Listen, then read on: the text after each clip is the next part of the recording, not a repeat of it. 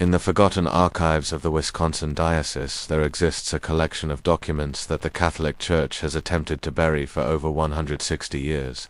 These papers detail the systematic disappearance of 23 nuns from St. Mary's Convent, near Lake Michigan between 1854 and 1862. Church officials have dismissed these records as administrative errors and misinterpretations, but the testimony of 3 separate diocesan inspectors, along with a cache of private correspondence recently discovered in a sealed wall cavity during renovations, tells a story so horrific that even hardened historians have questioned whether such evil could truly exist within hallowed walls. What follows is the first comprehensive account of what many consider to be the most disturbing case of religious corruption in American history, a case that the Catholic Church has spent a fortune ensuring you would never hear. Before we continue with the story of St. Mary's Convent, I must ask, if you're finding this tale already unsettling, please subscribe to our channel for more historically accurate accounts of America's darkest religious secrets. Our community of mystery seekers spans all 50 states. Where are you listening from tonight? Leave a comment below. Now, let's return to the Wisconsin countryside of 1854, where our story begins. The morning fog hung heavy over Lake Michigan as Bishop William Quarter's carriage rolled through the gates of what would become St. Mary's Convent. The Catholic Church had purchased the sprawling estate, former lumber baron's mansion, surrounded by 30 acres of dense woodland with the intention of establishing the first major Catholic institution in the largely Protestant Wisconsin territory. This strategic expansion was part of a broader push to establish Catholic influence in America's rapidly developing frontier regions, where Protestant denominations were already gaining significant footholds. The limestone mansion, with its 3 imposing wings and bell tower, stood in stark contrast to the humble wooden churches that dotted the Wisconsin landscape. The central building, constructed in 1842, featured Gothic arches and narrow windows that seemed to watch like eyes over the surrounding countryside. 2 wings extended from either side, the east wing intended for the nuns' quarters, the west for the proposed orphanage and infirmary. Behind the main structure stood a small chapel, its spire rising above the treetops, visible from miles away across the flat Wisconsin plains. Local Protestant families viewed the arriving nuns with suspicion. Their black habits and Irish accents marked them as outsiders in a community dominated by German and Scandinavian settlers. The region's residents, primarily Lutheran and Methodist, had grown accustomed to the simple democratic structure of their own religious communities. The hierarchical nature of Catholicism, with its rituals and secrets, felt foreign and threatening.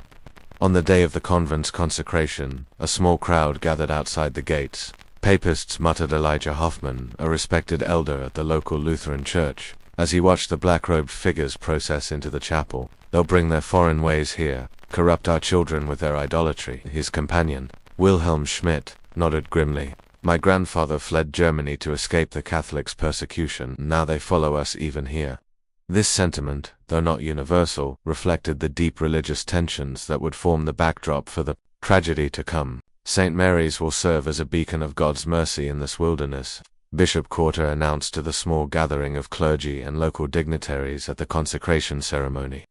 His voice echoed through the newly completed chapel, where morning light filtered through simple stained-glass windows, casting pools of colored light across the wooden pews. "Under the guidance of Mother Superior Catherine Murphy, this convent will offer shelter to orphans, comfort to widows, and healing to the sick."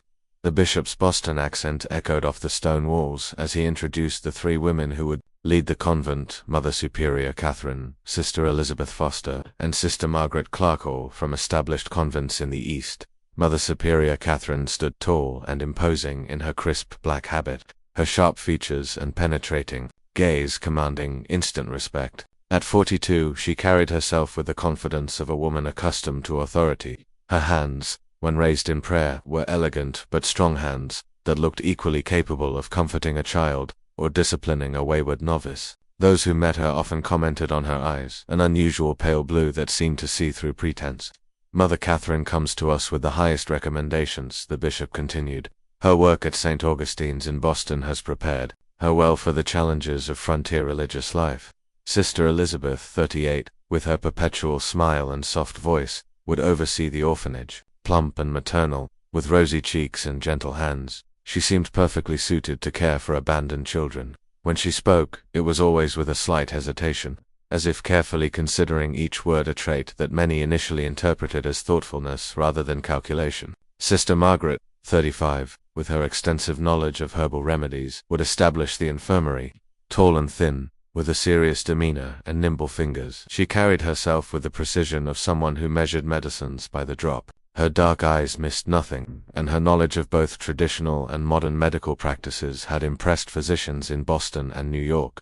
20 younger nuns, most in their 20s and newly arrived from Ireland, completed the founding community. They stood in a perfect line, habits crisp, heads bowed in appropriate humility as Bishop Quarter blessed each by name: Sister Agnes O'Connor, Sister Bernadette Walsh, Sister Teresa Donovan, Sister Mary Collins, young women who had left behind family and homeland to serve God in a strange new country. Their faces, though solemn during the ceremony, occasionally betrayed their youth and uncertainty when they thought no one was watching. "The Lord has called us to this wilderness, Mother," Catherine addressed her sisters that first evening. Candlelight cast long shadows across the refectory. The smell of fresh bread and weak tea hung in the air, and the chill of the Wisconsin autumn seeped through the stone walls despite the large fireplace at the room's end. "We will face hardships unknown to our Eastern counterparts. We will encounter suspicion from those who fear our faith, but we shall overcome through devotion and sacrifice." The young nuns, far from home and family, clung to her words like a lifeline in this strange new world. Sister Agnes whispered to Sister Bernadette as they prepared for bed that night, their narrow cots separated by barely an arm's length in the dormitory-style sleeping quarters, "Do you think the locals will ever accept us?" Her voice trembled slightly, betraying the brave face she had maintained all day. Sister Bernadette squeezed her hand in the darkness. "They feared our Lord too. At first we must show them through our works that we mean only good." The whispered conversation ended abruptly at the sound of footsteps in the corridor, Mother Catherine making her rounds, ensuring all was in order on their first night. The convent quickly established itself as a functioning religious community. The daily rhythm of prayers began with matins at 3 a.m., the bells tolling, cutting through the pre-dawn darkness, summoning sleepy nuns from warm beds to cold chapel floors. The distinctive drone of Latin chants filled the chapel 7 times daily. From those early morning prayers through to Compline at 9 p.m., the sound became as much a part of the local landscape as the wind through the pines or the distant lowing of cattle. Between prayers, the nuns operated a small orphanage for abandoned children, tended the sick in a modest infirmary, and maintained extensive vegetable gardens. Their days followed a strict schedule: prayer, work, simple meals, brief recreation. More prayer, a rhythm designed to focus the mind on God and service rather than individual comfort or desire. By the winter of 1854, the orphanage housed 12 children, mostly the offspring of Irish immigrant laborers who had died in railway or lumber accidents. Sister Elizabeth oversaw their care with apparent tenderness, teaching basic letters and numbers alongside Catholic doctrine. On Sundays, local families would sometimes visit after Mass, bringing small treats for the children and occasionally inquiring about adoption. Sister Margaret's infirmary began modestly but quickly gained respect among local families. Her knowledge of traditional remedies, poultices for inflammation, herbal teas for fevers, special compresses for chest ailments, proved effective, especially during the harsh Wisconsin winter when doctor visits required dangerous travel through snow-choked roads. Their self-sufficiency impressed even the most skeptical neighbors, and gradually, the local attitude shifted from suspicion to grudging respect. "They keep to themselves, but they do good work," admitted Elijah Hoffman grudgingly to his congregation after Sister Margaret had successfully treated his grandson's persistent cough. "Their ways are not our ways, but perhaps there is room for different paths to heaven in this big country."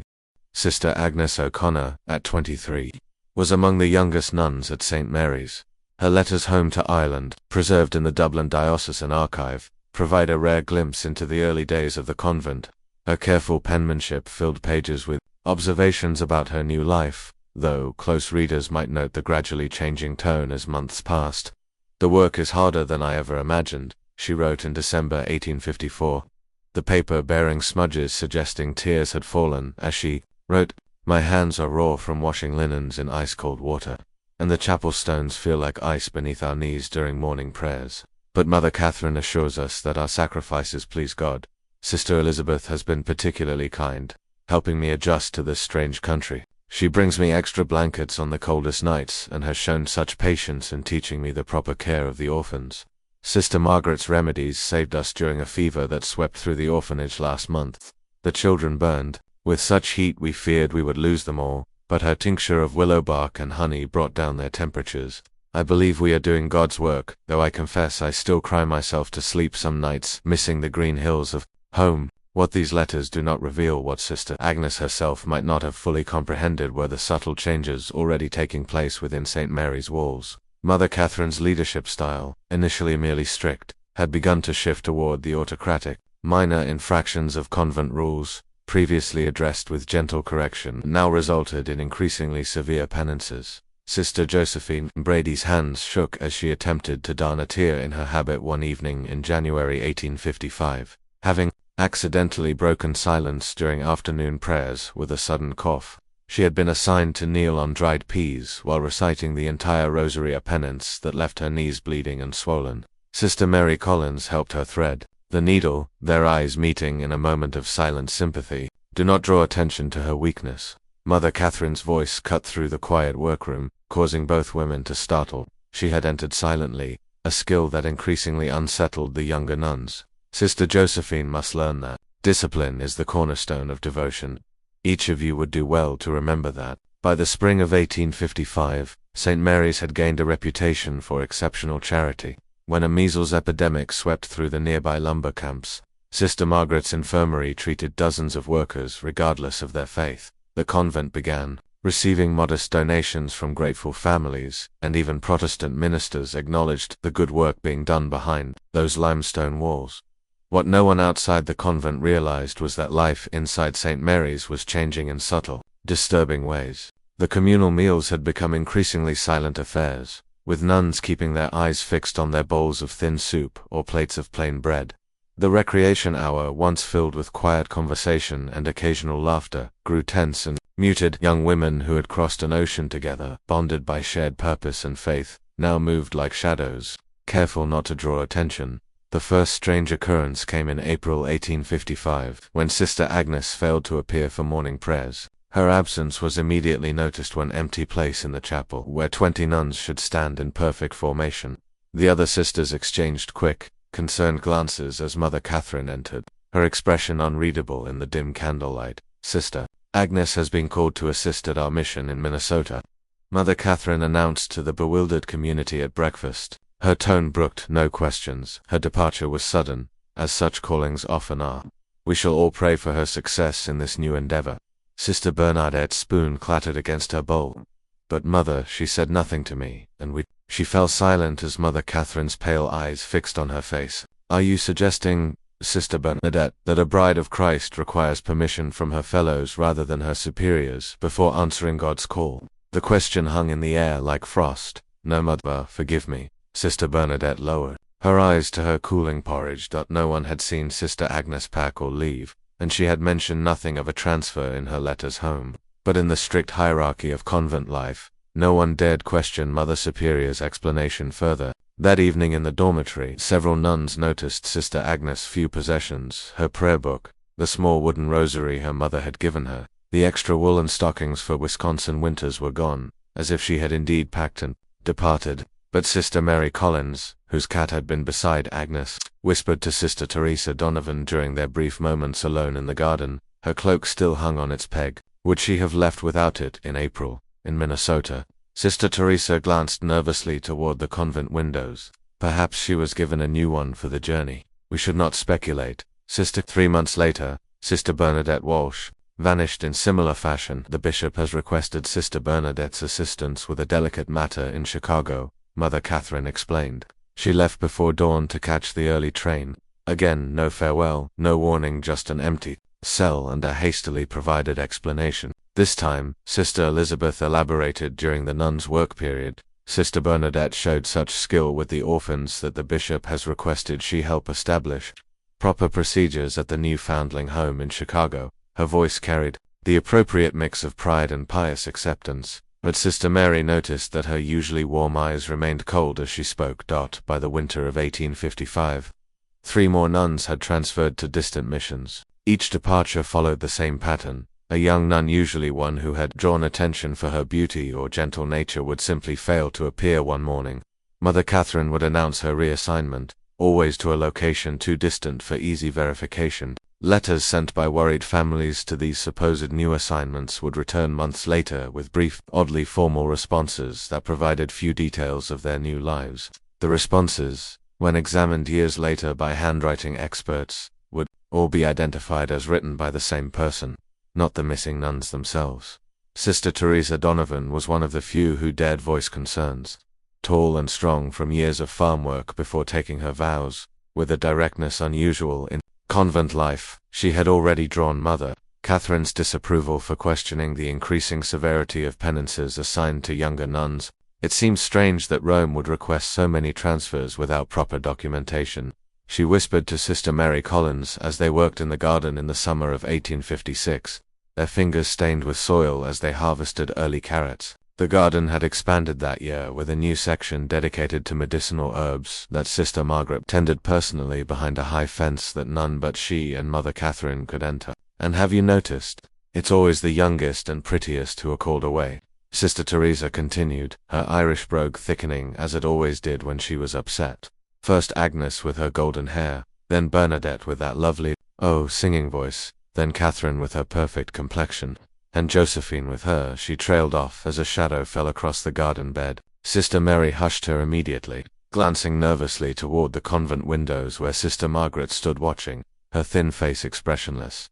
"Mother Catherine has her reasons. We must trust in her wisdom." The following week, Sister Teresa was gone. Called to a contemplative retreat in Montreal was the official explanation provided at morning prayers. Sister Mary, now thoroughly frightened, kept her head down and her thoughts to herself. That evening, as she made her bed, she found a small piece of paper tucked beneath her pillow, a page torn from Sister Teresa's prayer book with a hastily scrawled message in the margin. "Something is wrong. If I disappear, tell Father Ryan." The sight of her friend's handwriting, the ink still relatively fresh, sent a chill through Sister Mary that had nothing to do with the autumn air seeping through the stone walls. By 1857, the pattern had become impossible to ignore within the convent walls. Of the original 20 junior nuns, only 12 remained. The official explanations continued: special missions, retreats, transfers to nursing positions during disease outbreaks. To the outside world, St. Mary's continued to function normally. Local families still brought sick relatives to Sister Margaret's infirmary. Orphans still received care in Sister Elizabeth's orphanage. Sunday visitors saw nothing amiss in the solemn processions of black-clad figures moving from chapel to garden to refectory. But inside those limestone walls, fear had become a tangible presence. The remaining nuns spoke in whispers, avoided being alone, and watched in terror as their numbers dwindled. Mother Catherine's leadership grew more authoritarian. Minor infractions of convent rules resulted in severe penances, days of fasting, nights spent in prayer on cold stone floors, public confessions of increasingly intimate sins. Sister Claire O'Donnell, discovered with a small piece of chocolate sent by her family, was forced to kneel before the entire community and confess to gluttony and deception unworthy of a bride of Christ. Mother Catherine assigned her to fast for 3 days, taking only water and a single piece of bread at evening meal. When Sister Claire fainted during chapel prayers on the second day, it was Sister Margaret who revived her with smelling salts. Her thin lips curved in what some later described as a smile. One unusually cold night in January 1858, Sister Mary Collins awoke to muffled sounds from the cell next to hers. Through the thin wall, she could hear Sister Rebecca Murphy sobbing. Then, a sharp whisper she recognized as Mother Catherine's voice. "You will come with us now. Make any noise and you'll regret it." The sound of shuffling feet followed, then silence. Sister Mary lay frozen in her narrow bed, heart pounding so loudly she feared it would betray her wakefulness. The floorboards in the corridor creaked. 2-3 sets of footsteps moving away from Sister Rebecca's cell, then a sound that would haunt Sister Mary's dreams for years to come. A muffled cry, quickly silenced, followed by what sounded like a body being dragged rather than walking of its own accord. The next morning, Mother Catherine announced that Sister Rebecca had been called to serve at a frontier mission in the Dakota Territory. The native children there require instruction, and Sister Rebecca's patience with the orphans has prepared her well for this holy task. Mother Catherine's pale eyes swept the refectory, lingering momentarily on Sister Mary. "We shall miss her. Gentle presence, but rejoice in God's purpose for her talents." Sister Mary, shaking with fear, managed to maintain her composure through morning prayers. Her rosary beads clicked between trembling fingers as she mouthed the familiar prayers, her mind racing with terrible possibilities. What had happened to Sister Rebecca? What had happened to all the others? That afternoon, while sweeping the corridor outside Mother Catherine's office, she overheard a disturbing conversation.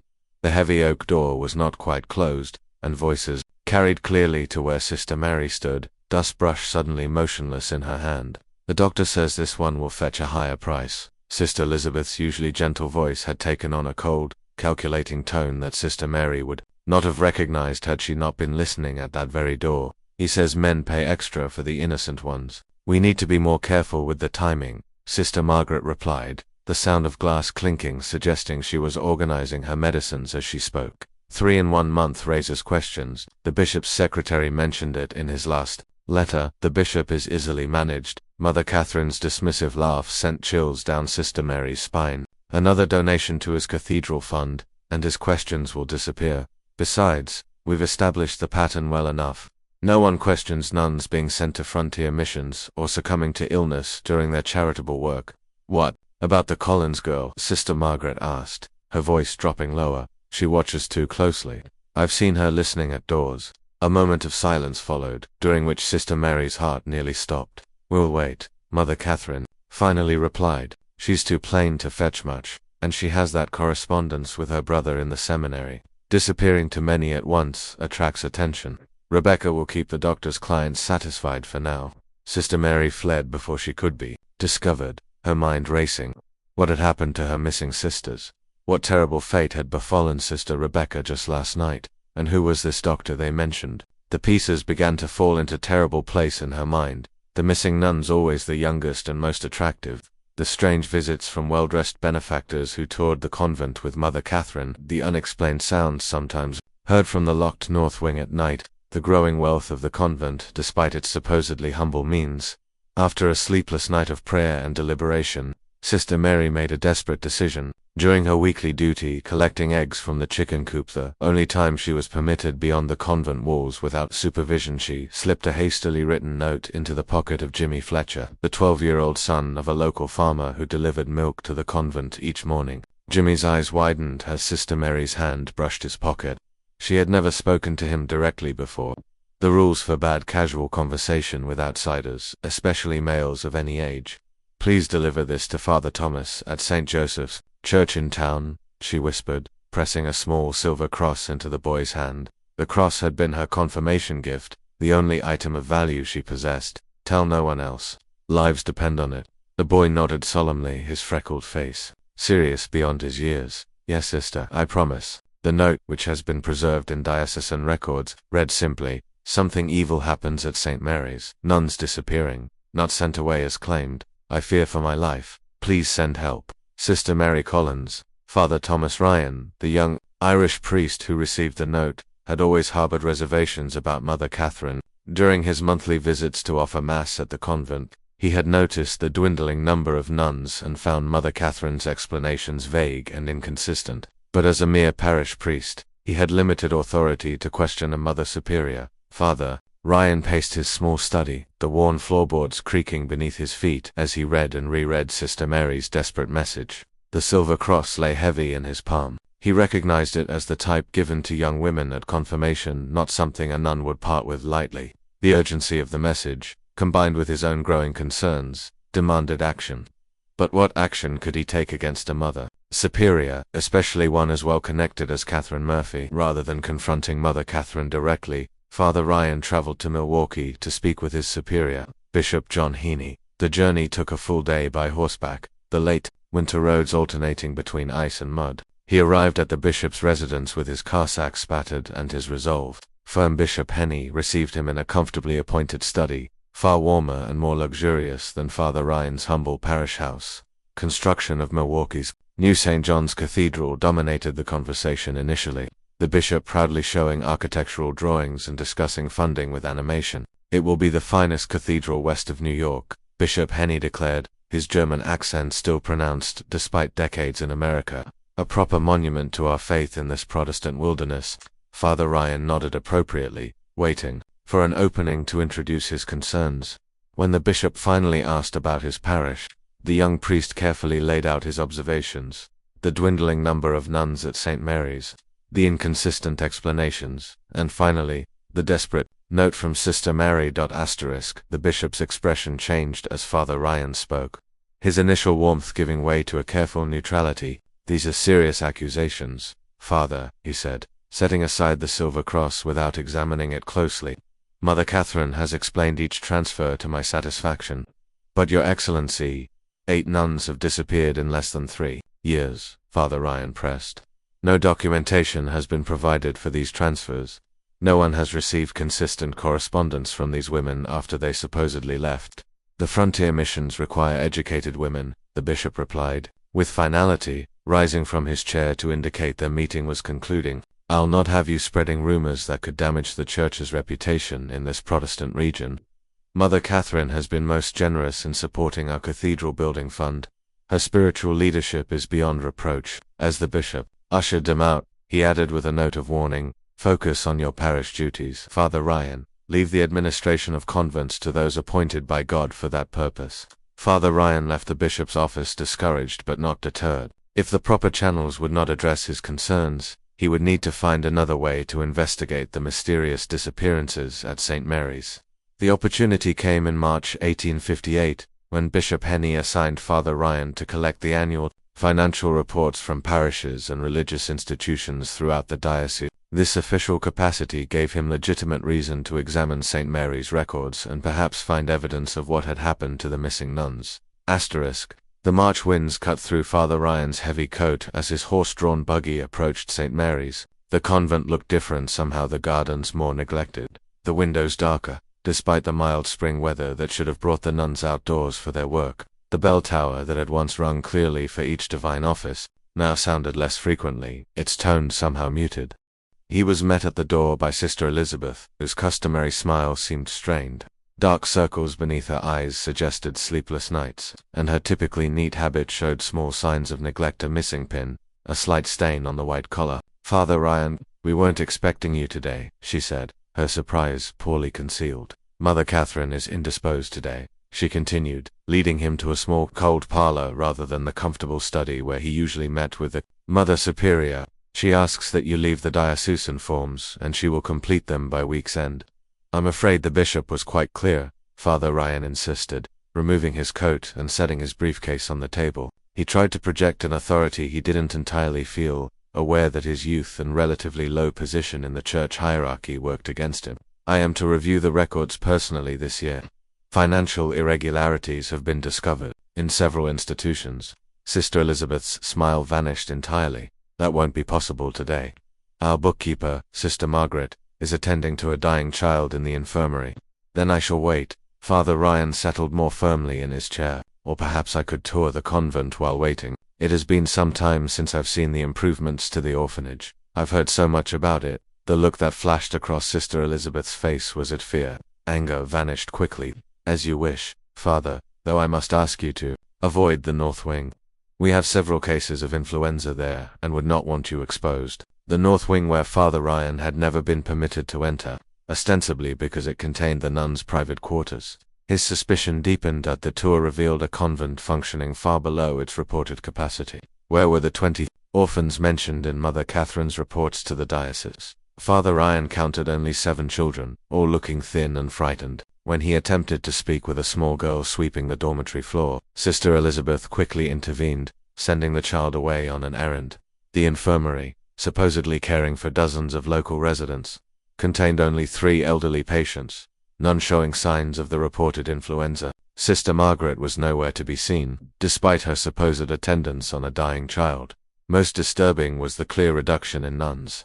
Father Ryan had offered Mass at St. Mary's just 3 months earlier and recalled at least 15 nuns in attendance. Today he counted only 8, including Sister Elizabeth. When he inquired about specific nuns, he remembered Sister Rebecca, Sister Josephine, Sister Claire. He received the same vague responses about transfers and special missions. "And Sister Mary Collins?" he asked casually as they passed the laundry room, where 2 nuns worked silently at large washtubs, steam rising around their reddened hands. Sister Elizabeth's step faltered slightly. "Sister Mary has been assigned to our mission in St. Louis." She left just last week. Her experience with the orphans made her particularly suited to the work there. Father Ryan nodded, hiding his alarm. The author of the desperate note was now among the disappeared. His suspicions now fully aroused, he requested to see the convent's chapel before departing. The chapel, once immaculate, showed subtle signs of neglect: dust on the altar rails, unpolished candlesticks, wilting flowers that should have been replaced. The sacred space that had once housed 23 nuns in prayer now felt hollow, as if the very stones sensed the wrongness that had infiltrated St. Mary's, while Sister Elizabeth was momentarily distracted by a message from a novice. Father Ryan slipped through a side door he knew led to the residential wing. The corridor was eerily silent for mid-afternoon. Many of the cells stood empty, personal items gone, as if their occupants had indeed departed. As he turned to leave, a barely audible sound caught his attention, something between a whimper and a moan, coming from behind a heavy wooden door at the end of the corridor. The door, unlike the others, had a substantial iron lock. Father Ryan approached cautiously, listening intently. The sound came again, definitely human, definitely distressed. "Is someone there?" he whispered through the keyhole. "Do you need help?" A moment of silence, then a hoarse female voice. "Father, Father, is that you? Please help us, please." Before he could respond, the unmistakable voice of Mother Catherine rang out behind him. "Father Ryan, this area is strictly cloistered. Your presence here is most inappropriate." He turned to find Mother Catherine flanked by Sister Margaret and a large man he didn't recognize, not dressed as clergy or medical personnel, but in the rough clothing of a laborer, with arms thick as tree trunks and a face set in a threatening scowl. "Forgive me, Mother," Father Ryan managed, struggling to keep his voice steady. "I became turned around after visiting the chapel." Mother Catherine's pale eyes assessed him coldly. She had lost weight since he'd last seen her, her habit hanging loosely on her frame, but her authority seemed only to have intensified. "This wing houses sisters under special spiritual direction. Their seclusion is essential to their devotional practice." "I heard someone calling for help," Father Ryan countered, gathering his courage. "You heard Sister Anne in the midst of her spiritual exercises," Sister Margaret interjected smoothly.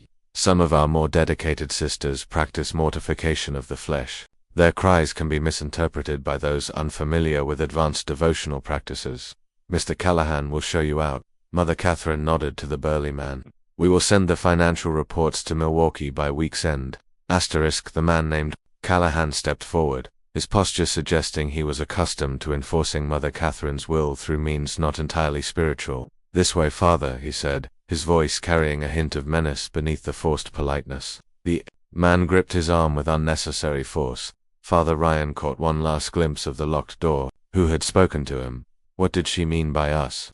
How many women were being held behind that door? The moment his buggy cleared the convent gates, Father Ryan whipped his horse into a gallop, his mind racing faster than the animal's hooves. The voice, the locked door, the missing nuns, the frightened children, the intimidating presence of the man called Callahan all pointed to something sinister occurring at St. Mary's. This was beyond his authority as a parish priest. He needed official intervention. Bypassing Bishop Henney, whom he now suspected of either complicity or willful ignorance, Father Ryan sent an urgent telegram to Archbishop John Hughes in New York. Grave concerns regarding St. Mary's Convent, Wisconsin. Suspicious disappearances of multiple nuns. Evidence of imprisonment. Possible danger to remaining sisters. Request immediate diocesan investigation. Local bishop unresponsive. Father Thomas Ryan, St. Joseph's Parish. If you're feeling a chill down your spine as our story unfolds, you're not alone. Our community of mystery seekers often reports physical reactions to these dark historical accounts. Take a moment to like this video and share it with someone who appreciates true historical mysteries. Your engagement helps us continue uncovering America's hidden secrets. Now, as we return to 1858, a storm is brewing over St. Mary's Convent that will reveal horrors beyond imagination.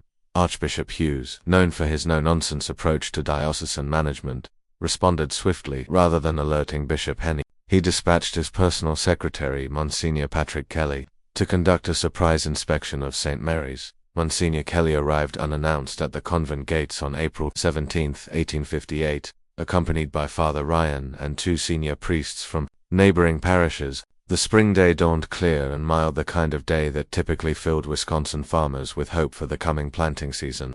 But as the clerical party approached St. Mary's, a sense of foreboding seemed to hang over the limestone buildings. Ravens circled the bell tower, their harsh cries breaking the morning stillness. The reception they received spoke volumes. Mother Catherine, usually composed and commanding, appeared flustered by their arrival, her pale face flushed with what might have been anger or fear as she recognized Monsignor Kelly's official robes and the sealed documents he carried. The convent itself seemed in disarray, with nuns scurrying about in what appeared to be panicked activity. Through an open window, Father Ryan glimpsed two young nuns hastily carrying armfuls of papers toward the kitchen, where the large stove burned regardless of the season's warmth. The acrid smell of burning paper drifted through the courtyard. "This is most irregular, Monsignor," Mother Catherine protested as the clerical party entered the main hall. Her voice, usually controlled and melodious, had taken on a brittle edge. "We have protocols for official visitations. Bishop Henny always sends word weeks in advance, which is precisely why Archbishop Hughes instructed me to forego such notification," Monsignor Kelly replied coolly. In his 50s, with silver hair and the weathered face of a man who had seen both war and peace, the Monsignor projected an authority that even Mother Catherine seemed unable to challenge directly. "I have here a letter bearing the Archbishop's seal, authorizing a complete inspection of this institution, its records, and all its residents. I trust you will cooperate fully." Mother Catherine's eyes darted briefly to Sister Margaret, who stood half hidden in a doorway, her thin face unreadable. Some silent communication seemed to pass between them before Mother Catherine turned back to Monsignor Kelly with a forced smile. "Of course, Monsignor St. Mary's has nothing to hide. However, I must insist that you respect the enclosure of our cloistered sisters. Some are engaged in spiritual exercises that must not be interrupted. My authority extends to all areas of this convent." Mother Catherine, Monsignor Kelly replied, unfolding the Archbishop's letter and holding it before her. "No exceptions." What followed was a day-long investigation that would later be described in Monsignor Kelly's 40-page report as unveiling a tableau of horrors unprecedented in the modern church. The inspection team split up, with Father Ryan leading Monsignor Kelly directly to the locked door in the residential wing, while the other priests began interviewing the visible nuns and examining financial records. As they approached the north wing, they encountered Sister Elizabeth blocking the corridor, her usually pleasant face set in uncharacteristic determination. "Mother Catherine has forbidden entrance to this area, Monsignor. We have sisters in spiritual retreat." "Sister Elizabeth," Monsignor Kelly said gently but firmly, "I speak with the authority of Archbishop Hughes. Open the door, or I shall be forced to consider you in violation of your vow of obedience." Sister Elizabeth's composure cracked slightly. "You don't understand what you're doing," she whispered, her voice suddenly desperate. "He will be most displeased." Father Ryan questioned, "Do you mean Bishop Henny?" Sister Elizabeth merely shook her head, eyes darting nervously toward the windows as if expecting someone to appear. After a moment's hesitation, she stepped aside. The locked door, when finally opened under threat of ecclesiastical censure, revealed a shocking scene. 5 nuns, including the missing Sister Rebecca, were confined in what had once been a storage room. The space, perhaps 15 feet square, contained only a chamber pot in the corner and thin pallets on the floor. The single high window had been boarded over, leaving the room in near darkness save for the light now streaming through the open door. The women were pale, malnourished, and showed signs of physical abuse. Their habits were torn and soiled, their faces gaunt with hunger and fear. One, later identified as Sister Josephine Brady, was heavily pregnant, her swollen belly incongruous against her thin limbs. The stench of unwashed bodies and human waste was overwhelming. Father Ryan turned aside momentarily, fighting nausea, while Monsignor Kelly crossed himself in horror. "In the name of all that's holy," the Monsignor whispered, "what has happened?" Here Sister Rebecca, once robust and quick to smile, now a skeletal figure with hollow eyes, struggled to her feet. "Father Ryan," she managed, her voice cracked from disuse or screaming. "You came back," she whispered as Father Ryan helped her to a chair hastily brought from the corridor. "They're preparing us for the doctor... for the house in Chicago." "What doctor?" Monsignor Kelly asked gently, kneeling beside her despite his age and dignity. "What house in Chicago?" "Dr. Matthews," Sister Rebecca replied, her voice dropping to a whisper. "He comes to examine us... to see which ones are suitable." She closed her eyes, trembling. "The men pay more for nuns... for brides of Christ. That's what Mother Catherine tells them." while Father Ryan and Monsignor Kelly attended to the imprisoned nuns, ensuring they received water, food, and medical attention. The other priests made equally disturbing discoveries elsewhere in the convent. In Sister Margaret's private quarters, accessible only through a hidden door in the infirmary, they found shelves lined with suspicious medicines, laudanum, chloroform, and other substances typically used for rendering patients unconscious. A leather-bound journal detailed treatments administered to various nuns, with clinical notes about their responses and suitability for transportation. Simultaneously, the priests examining the financial records discovered alarming discrepancies. While the convent reported minimal income from donations and manual work, its accounts showed regular, substantial deposits, far more money than a frontier convent could legitimately earn. Most disturbing were coded entries referring to packages delivered and special commissions completed, each corresponding to the disappearance of a nun. Transferred Sister Agnes O'Connor for May 1855. Commission $400. Read one entry. Package delivered to Chicago establishment. Condition excellent. Read another, more disturbing. Sister Teresa Donovan, unsuitable for transfer due to resistance. Terminated November 1856. No commission. As the investigation deepened, a pattern of horrific abuse and exploitation emerged. Through patient questioning of the traumatized nuns, Monsignor Kelly pieced together the truth. Mother Catherine, Sister Elizabeth, and Sister Margaret were not legitimate religious leaders at all, but impostors who had infiltrated the Catholic system years earlier. Sister Claire O'Donnell, one of the rescued nuns, provided crucial testimony once she felt safe enough to speak. I overheard them one night, she whispered, clutching a blanket around her shoulders despite the room's warmth.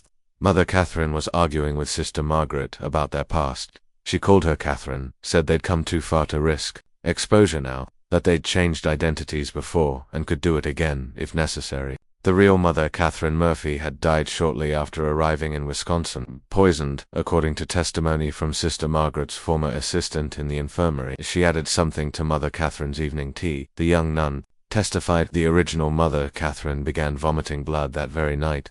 Sister Margaret diagnosed it as consumption and isolated her. None of us were permitted to attend her in her final days. The 3 senior nuns had then systematically taken control of the convent, establishing connections with a network of so-called houses of charity across the Midwest that were in reality brothels, catering to wealthy clients with specific preferences. Young nuns who caught their attention, particularly those noted for their beauty, innocence, or gentle nature, were prepared for a terrible fate. First came isolation through increasingly severe penances for fabricated infractions, then drugging, often with laudanum from Sister Margaret's medical supplies. The selected nuns would be violated within the convent itself by paying benefactors, wealthy men from Chicago, Milwaukee, and as far away as St. Louis who paid premium prices for the opportunity to defile brides of Christ. They would come after Compline when the convent was supposed to be silent.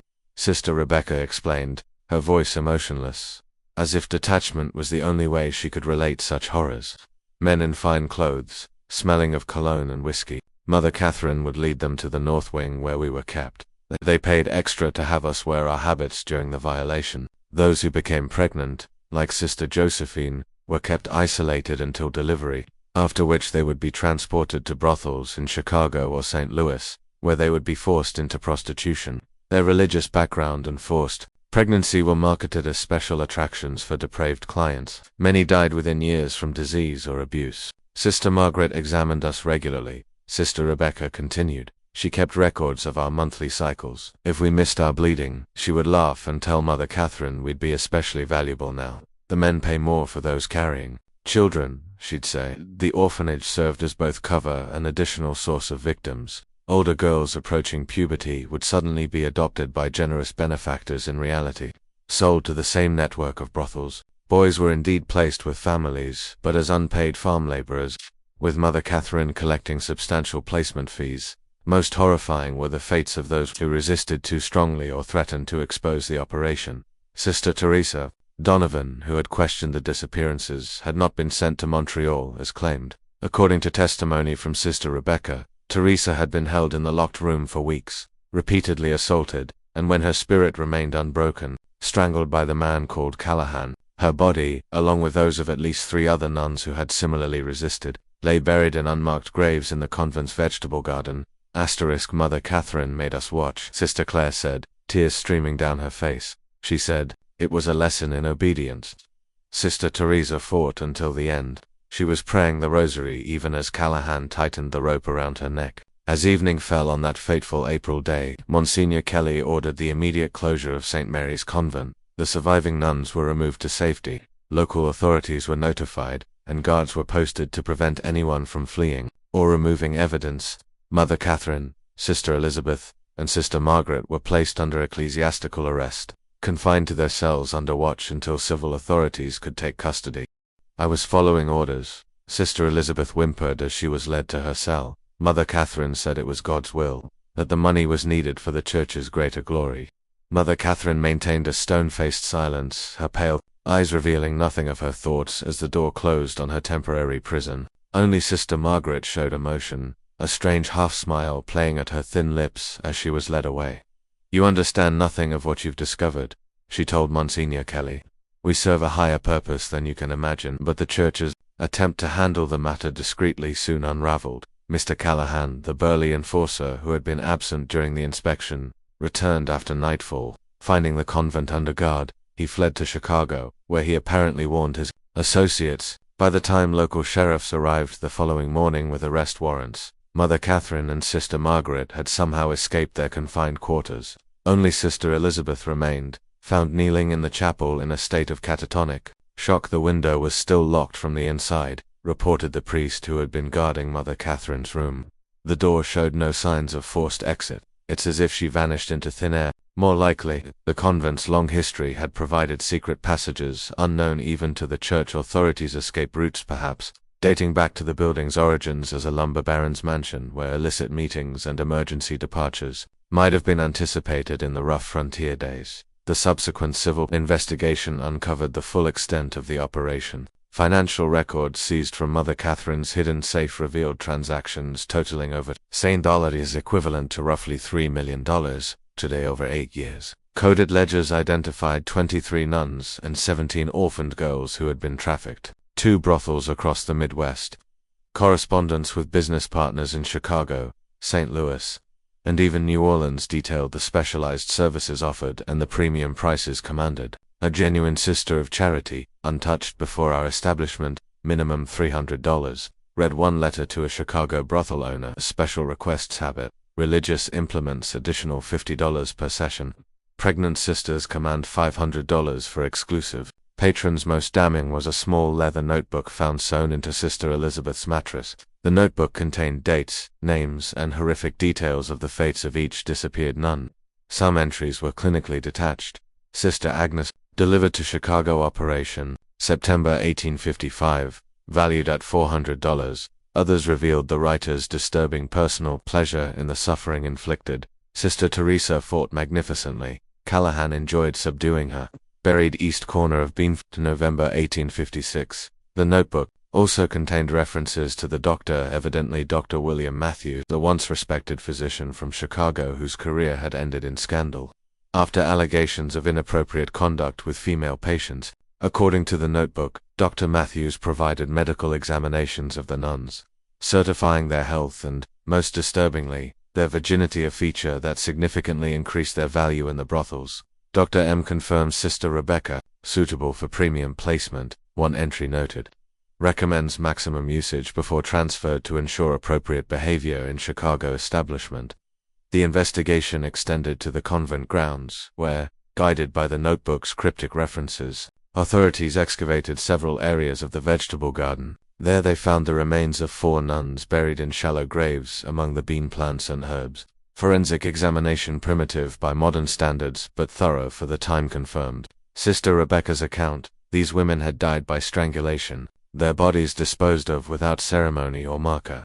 One victim, identified as Sister Mary Collins by a small medallion of St. Bridget found with the remains, appeared to have been buried more recently than the others. The soil over her grave was barely settled, suggesting she had been killed just before or during Father Ryan's fateful visit, perhaps after delivering the note that ultimately led to the convent's exposure. Sister Elizabeth Foster, born Margaret Wilson, according to subsequent investigation, was the only one of the 3 leaders to face justice. Found mentally unfit to stand trial, she was committed to the Wisconsin State Asylum, where she died in 1863, having never spoken another word. Her medical records, preserved in state archives, describe her as catatonic except during night hours, when she screams about the master coming to punish her betrayal. Mother Catherine Murphy, real name unknown, and Sister Margaret Clark, identified later as Catherine Donovan, no relation to the murdered Sister Teresa, disappeared completely. Unconfirmed reports placed them in New Orleans, then Havana, operating similar schemes with young women, immigrants, but they were never apprehended. A nationwide alert distributed their descriptions to law enforcement agencies across the country. Mother Catherine was described as approximately 45 years of age, 5'8" tall, blue eyes, graying brown hair, speaks with slight Boston accent, carries herself with unusual authority. Sister Margaret was approximately 40 years of age, 5 feet 10 inches tall, very thin build, dark eyes, black hair with premature gray streaks, speaks precisely, knowledge of medical terminology. Despite these detailed descriptions and a substantial reward offered by both civil authorities and the church, the women seemed to vanish into America's vast frontier. Occasional reports would surface, to women matching their descriptions seen boarding a steamboat in New Orleans, or establishing a ladies' finishing school in Havana. But by the time authorities investigated, the women would be gone. Mr. Callahan, identified as James Callahan of Chicago, was captured 6 months later, in a brothel raid and hanged for the murder of a police officer during his arrest. Before his execution, he confirmed many details of the St. Mary's operation but claimed ignorance of the leader's whereabouts. They planned for this, he told the prison chaplain the night before his execution. Mother Catherine always said, they had escape routes prepared, new identities waiting. They'd done it before, she said, changed their skins like snakes when necessary. When pressed about the references to the master found in Sister Elizabeth's writings, Callahan became agitated. Don't ask about him, he warned. He's not someone you want to know. Not someone you want knowing you.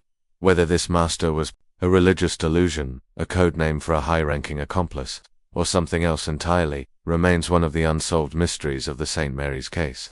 No further documentation ever established his identity or confirmed his existence beyond these cryptic references. The church moved quickly to contain the scandal. Bishop Henney was quietly removed to a monastery in Europe, where he spent his remaining years in what church documents described as prayerful reflection on his administrative failings. His personal correspondence, however, suggests a man haunted by more than mere negligence. The blood of those poor women cries out to heaven, he wrote to a fellow bishop in 1860. I cannot sleep for hearing their voices. Mother Catherine assured me the funds were for missionary work. I never questioned. God forgive me, I never questioned. The convent buildings were demolished, the land sold, and the proceeds used to establish a legitimate orphanage in Milwaukee. No mention was made in official church communications of the bodies discovered on the grounds or the crimes committed within those walls. The site was deconsecrated in a private ceremony attended only by Monsignor Kelly and Archbishop Hughes, with no public announcement. The surviving nuns were dispersed to convents across the country, each required to sign confidentiality agreements that would excommunicate them if they ever spoke of what had occurred at St. Mary's. Most lived out their lives in silent obedience, their trauma unaddressed, their suffering unacknowledged. Sister Josephine Brady gave birth to a daughter 2 months after her rescue. Despite her pleas to keep the child, church authorities placed the infant with a Catholic family in Pennsylvania, with strict instructions that the circumstances of her birth remain secret. This separation compounded Sister Josephine's trauma, and historical records indicate she died by suicide in 1861, leaving behind a letter that read simply, I cannot forget, I cannot forgive, not them, not the church, not myself. May God have mercy on us all. Sister Rebecca Murphy became an unlikely voice for reform within the church. Rejecting the imposed silence, she left religious life and, using the name Rachel Martin to avoid church censure, published an anonymous account titled The Dark Convent in 1865.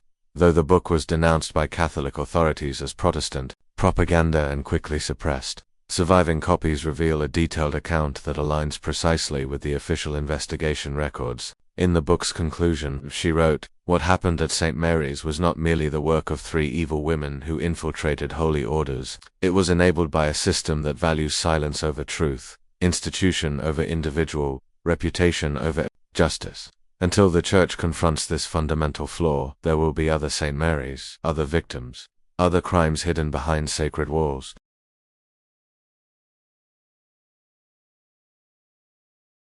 The suppression of the dark convent was swift and nearly complete.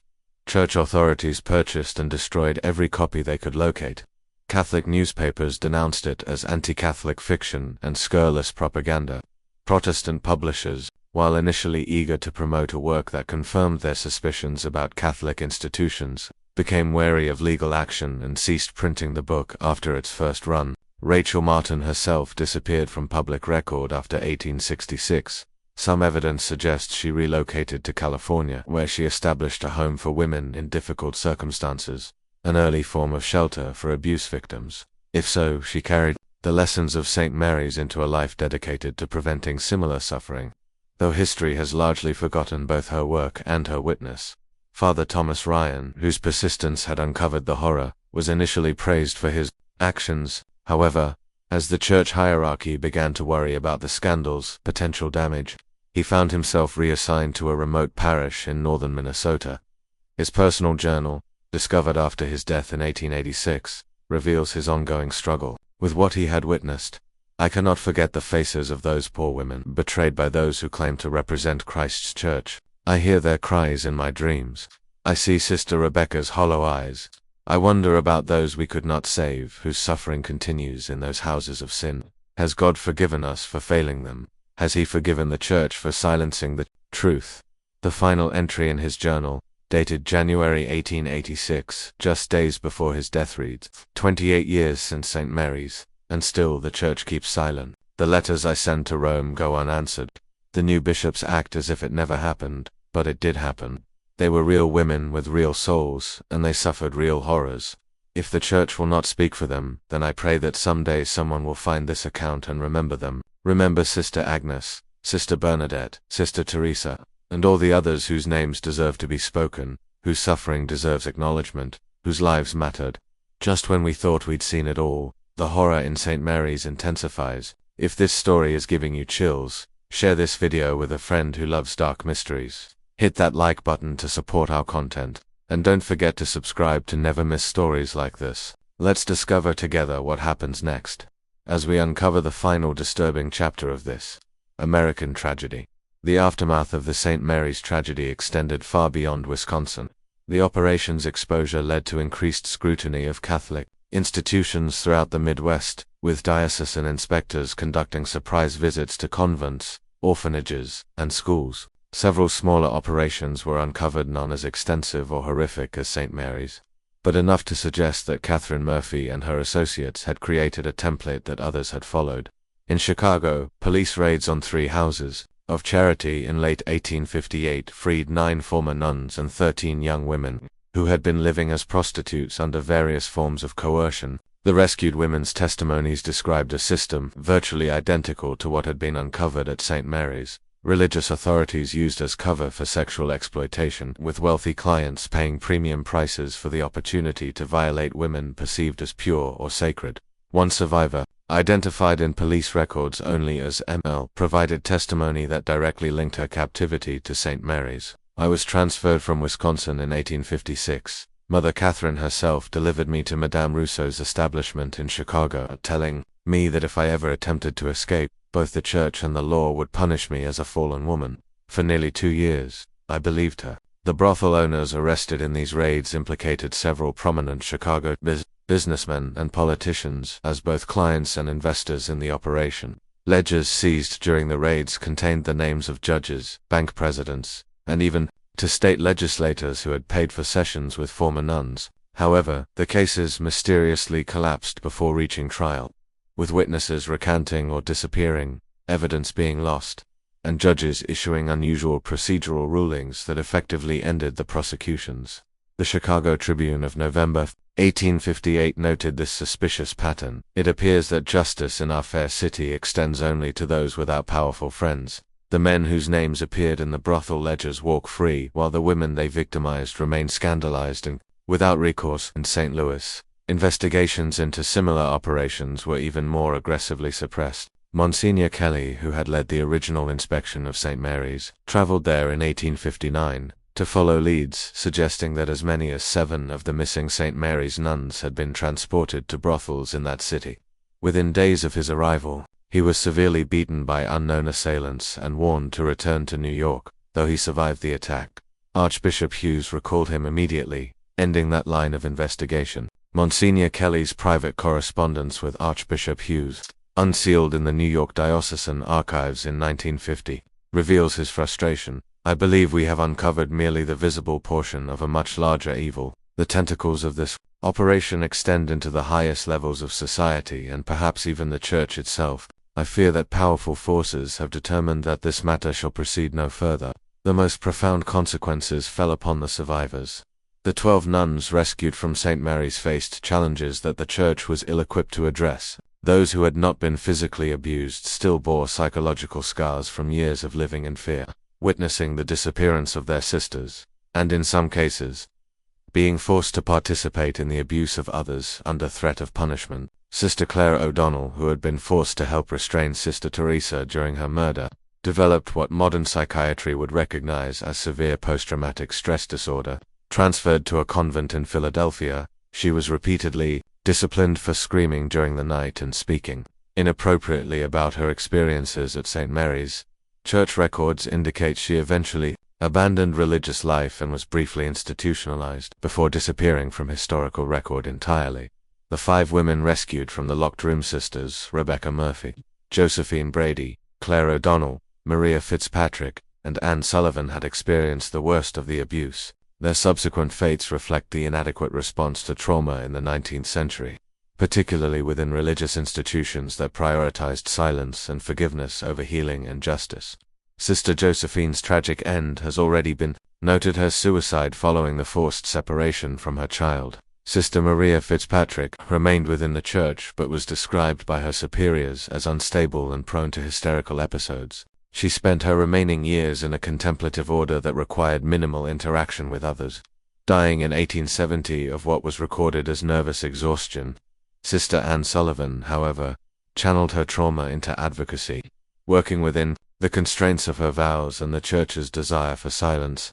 She quietly established informal support networks for nuns who had suffered abuse. Her correspondence, discovered in the archives of her Boston convent after her death in 1899, reveals a woman determined to prevent future St. Mary's while maintaining her faith in the Church's ultimate goodness despite its human failings. "We must distinguish between the divine institution and its flawed human stewards," she wrote to a fellow survivor in 1875.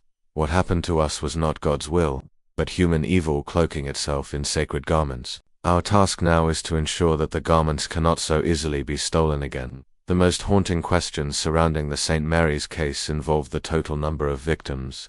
The official Church investigation acknowledged 23 nuns and 17 orphaned girls who were confirmed as trafficked or murdered. However, Sister Elizabeth's notebook contained references to rural acquisitions. Young women who were apparently abducted from isolated farms and settlements, never reported missing due to the frontier's transient nature, and fed into the same trafficking network. Local newspaper archives from the period contained scattered reports of young women vanishing from communities within a 50-mile radius of St. Mary's, domestic servants who supposedly returned east, farm daughters who allegedly married and moved west, young widows who were said to have sought new opportunities in the cities. How many of these disappearances were connected to the St. Mary's operation remains unknown. An entry in Sister Elizabeth's notebook dated October 1857 suggests the scope. Rural acquisitions this year, 14, superior quality, primarily Scandinavian, special commission from New Orleans fulfilled. Equally disturbing is the fate of the disappeared nuns who were never accounted for. Of the 23 who vanished from St. Mary's between 1854 and 1858, only 9 were definitively located, 4 confirmed murdered and buried on the grounds, 5 rescued from brothels and subsequent raids. What became of the other 14 women? Records suggest they were sold to more distant operations in New Orleans, San Francisco, and possibly even overseas. Despite periodic efforts by individual Church investigators, their ultimate fates remain unknown. A partial answer came in 1872 when a Catholic missionary in San Francisco reported encountering a woman in a waterfront brothel who claimed to have once been Sister Catherine Walsh of St. Mary's Convent in Wisconsin. By the time Church authorities followed up on this report, the woman had died of typhoid fever, her body buried in an unmarked pauper's grave. Whether she was indeed one of the missing nuns cannot be confirmed. but the missionaries' detailed description of her account aligns precisely with the known facts of the St. Mary's case. The most enduring mystery surrounds Mother Catherine Murphy and Sister Margaret Clark, the architects of the entire operation. How had they originally infiltrated legitimate religious orders? Historical research suggests that Catherine Donovan, the real identity of Sister Margaret, had briefly entered a convent in Ireland before being expelled for unspecified moral failings. She apparently traveled to America in the 1840s, where she likely met her future accomplice. Together, they developed a scheme to use the rapid expansion of Catholic institutions in frontier America as cover for their criminal enterprise. That their disappearance after the exposure of St. Mary's led to one of the most extensive manhunts of the pre-Civil War era, though conducted with remarkable discretion due to the Church's desire to minimize publicity. Reported sightings placed them in New Orleans, Havana, and later Mexico City, always associated with religious or charitable institutions that catered to wealthy patrons. The last credible report, from a former Chicago police detective hired by the New York Diocese to track them, placed both women in Veracruz, Mexico, in 1863, operating a finishing school for young ladies that the detective described as bearing all the hallmarks of their previous enterprise. The detective's report, preserved in the New York Diocesan Archives, concludes ominously. I believe the women known as Murphy and Clark have established a new operation with the protection of wealthy Mexican patrons. However, I was warned in most violent terms to abandon my investigation. 2 local officials who had agreed to assist me were found dead the morning of our planned inspection of the school. I can only conclude that these women enjoyed protection at the highest levels of society. The legacy of St. Mary's extends beyond the immediate tragedy. The case contributed to a deepening of anti-Catholic sentiment in America during the 1850s and 1860s, with Protestant publications citing it often in sensationalized form as evidence of Catholic moral corruption. This, in turn, led to Catholic communities becoming more insular and defensive, reinforcing the very culture of secrecy that had enabled the abuse. More significantly, the St. Mary's case established a pattern of institutional response to abuse that would be repeated for generations. Initial investigation, limited accountability focused primarily on direct perpetrators, protection of higher authorities who enabled through negligence or complicity, relocation of survivors to ensure their silence, and ultimately, return to institutional normalcy with minimal structural reform. Archbishop Hughes, in private correspondence with Vatican officials that remained sealed until 1975, acknowledged this systemic failure while defending the Church's handling of the case. We have removed the immediate cause of scandal and provided for the care of the victims. However, I must express my concern that our system of oversight contains fundamental flaws that permitted such horror to continue unchecked for years. I recommend a complete review of how we select and monitor those in positions of authority within our institutions. His recommendations, however, appear to have been quietly filed away rather than implemented. The Church's preference for handling such matters internally and discreetly would persist well into the modern era. The physical traces of St. Mary's Convent have been systematically erased. The demolished buildings left no visible foundation. The land, sold and resold over generations, now hosts a suburban development whose residents have no knowledge of what occurred there. Church archives relating to the case were heavily redacted during the early 20th century, with the most damning documents sealed or destroyed. Even the graves of the murdered nuns were left unmarked, their remains eventually built over without consecration or acknowledgement. Yet the story persists through scattered documents, personal journals, newspaper archives, and oral histories, passed down through generations of Wisconsin Catholic families. These fragments, when assembled, reveal not just the horror of what occurred at St. Mary's, but the larger systemic failures that made it possible, the dangers of unquestioned authority, the vulnerability of isolated communities, and the human capacity for both extraordinary evil and extraordinary courage in confronting it.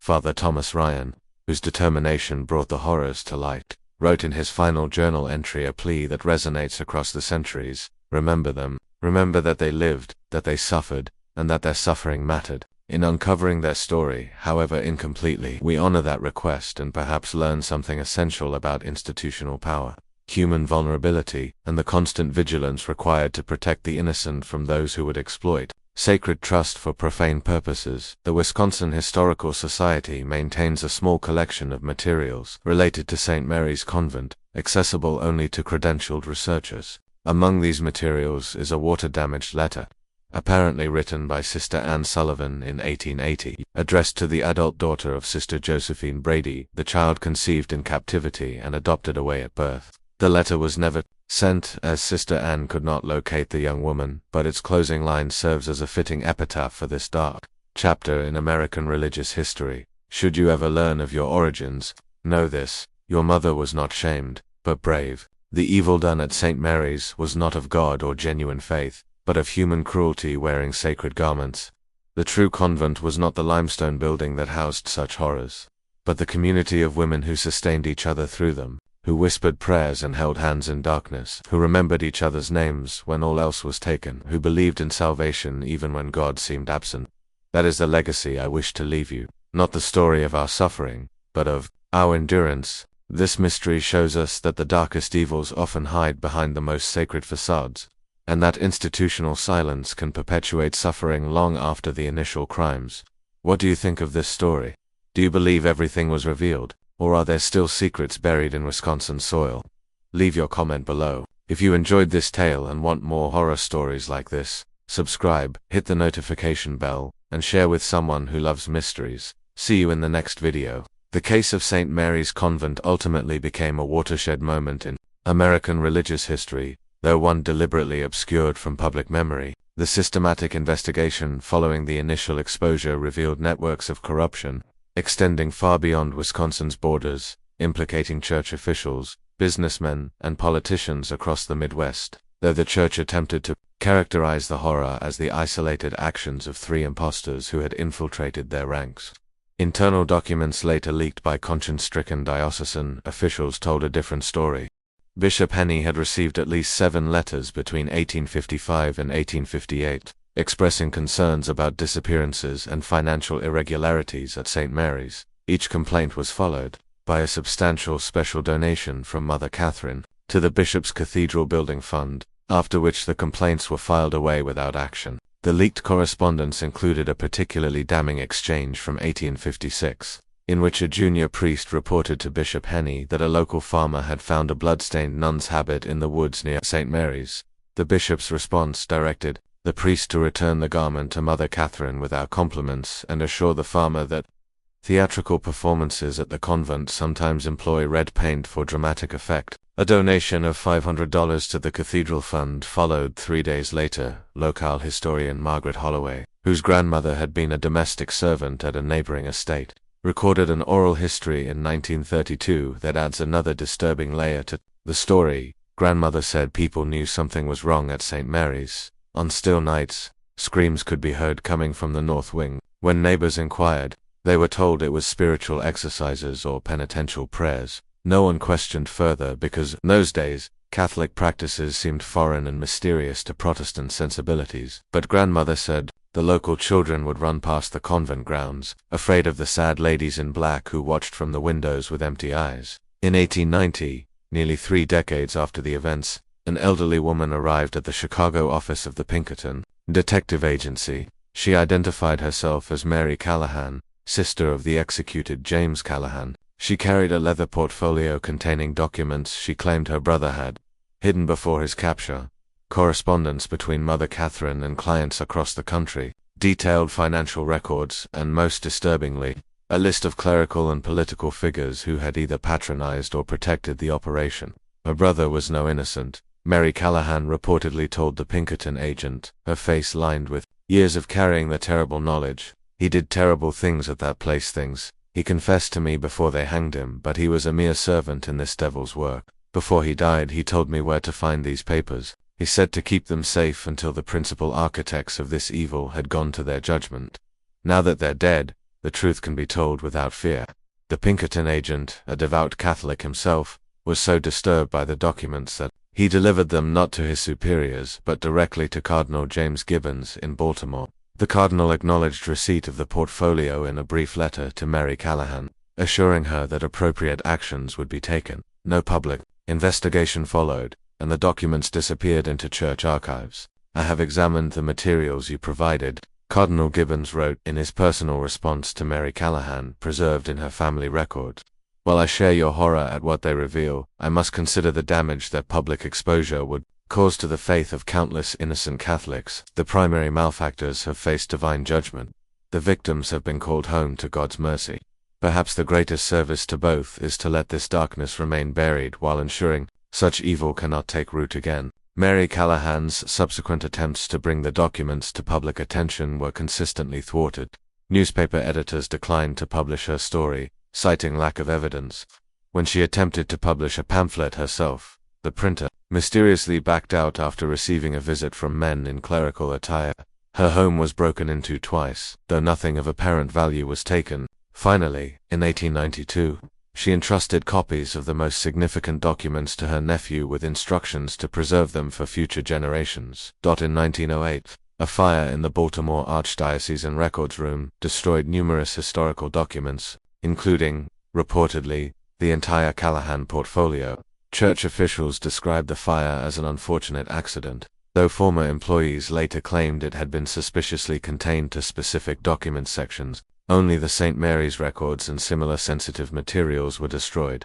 Alleged Thomas Moran, a former diocesan archivist, in a deathbed statement recorded by his son in 1947, "I was instructed to ensure those specific documents were stored, together against all proper archival practice. When the fire occurred, it consumed exactly those shelves and no others. Draw your own conclusions." The final confirmed chapter in the St. Mary's saga came in 1912, when workers renovating an abandoned mansion in Veracruz, Mexico, discovered a hidden room containing the mummified remains of two elderly women.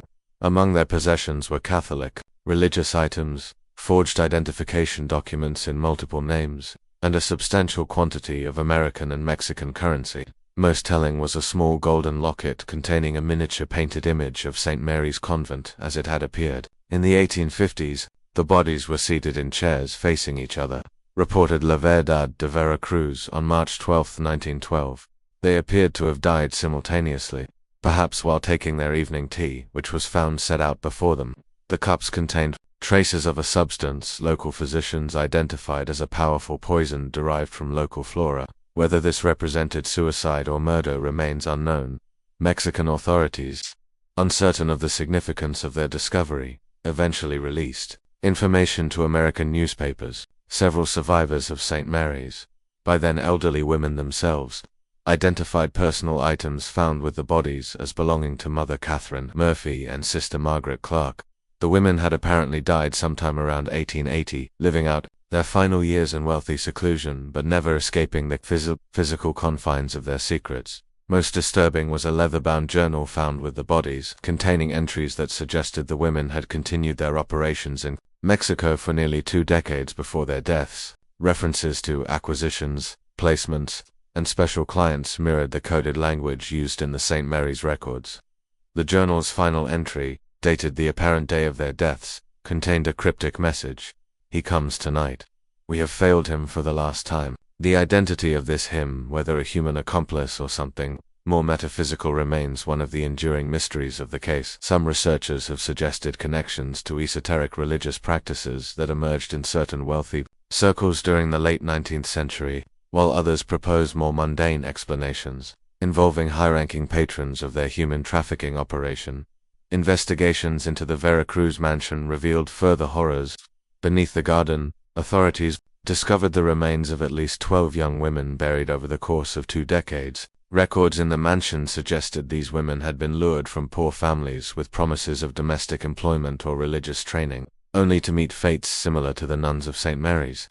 "The evil that began in Wisconsin did not end there," wrote the New York Times in a rare piece acknowledging the St. Mary's case. "It merely migrated south like a cancer, seeking new tissue to corrupt." One wonders how many other such operations may exist undetected behind respectable facades. The American Catholic Church's response to the Veracruz discoveries was muted. A brief statement acknowledged that individuals formerly associated with a disbanded Wisconsin religious community had been identified among the deceased, but emphasized that these persons had been excommunicated and were operating without church sanction. No mention was made of the trafficking operation or its victims. Today, a small memorial garden stands in Milwaukee, established in 2010 by an anonymous donor, dedicated to the forgotten women of St. Mary's. No official church recognition accompanies the memorial, and no plaques list the names of the victims. Yet each spring, Flowers appear mysteriously at the site left, some say, by descendants of Sister Mary Collins, whose courage in slipping a note to a farm boy ultimately brought the darkness into light. Amateur historians researching the case have faced unusual obstacles. Records disappear from archives just before scheduled research visits. Permission to access church documents is revoked without explanation.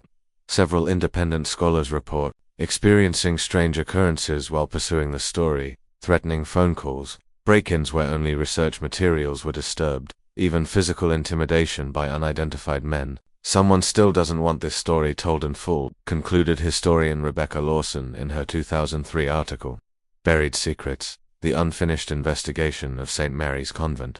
Whether to protect the reputations of prominent families whose ancestors were implicated, or to prevent damage to institutional credibility, powerful interests continue to obscure this dark chapter of American religious history. The Wisconsin countryside has long since reclaimed the land where St. Mary's once stood. New communities, new churches, new generations have risen, unaware of the horrors that once occurred beneath their soil. But on certain autumn nights, when fog rolls in from Lake Michigan and the wind whispers through the trees, local residents sometimes report hearing faint sounds, what some describe as women's voices chanting evening prayers, others as muffled cries for help. Whether these are mere tricks of the wind or something more is a question each listener must answer for themselves. In 2018, during construction of a new housing development near the former convent grounds, workers uncovered a small metal box. While excavating for a foundation, inside was a rosary, a folded habit veil, and a handwritten list of names, 23 in total, with the simple inscription,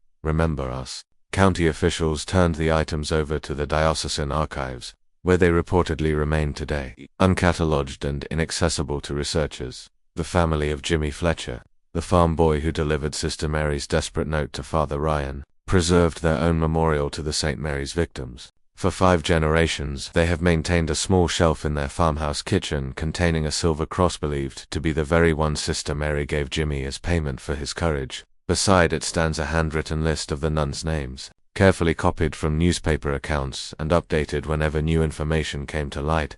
Great-Grandpa Jimmy said we should never forget those ladies.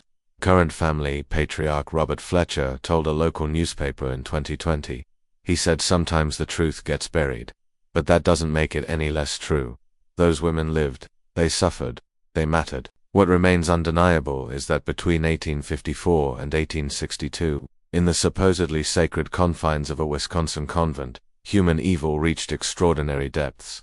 That such evil was possible, and that the systems meant to prevent it instead enabled it, stands as a sobering reminder of our capacity for both depravity and denial. Perhaps the true horror of St. Mary's lies not in what happened within those limestone walls, but in how icily it was erased from history once those walls came down. Don't remember Sister Agnes, Sister Bernadette, Sister Teresa, and all the others. Remember that they lived, that they suffered, and that their suffering mattered.